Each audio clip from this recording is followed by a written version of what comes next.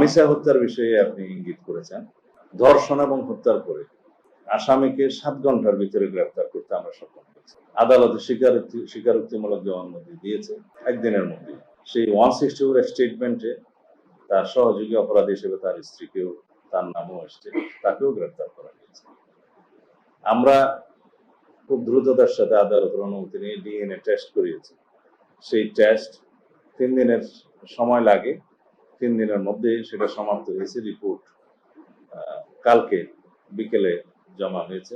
Post-mortem রিপোর্টটা আমরা হাতে পেয়েছি ইতিমধ্যেই।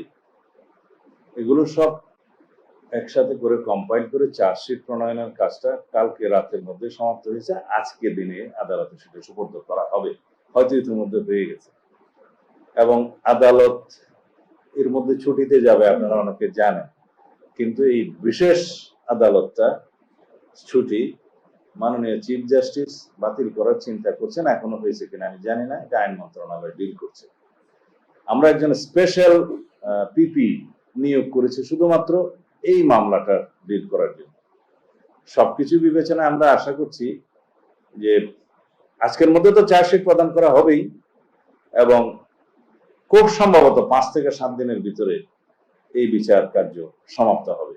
এর চাইতে বেশি কিছু করার আমাদের পক্ষে এই মুহূর্তে বোধহয় সম্ভব না।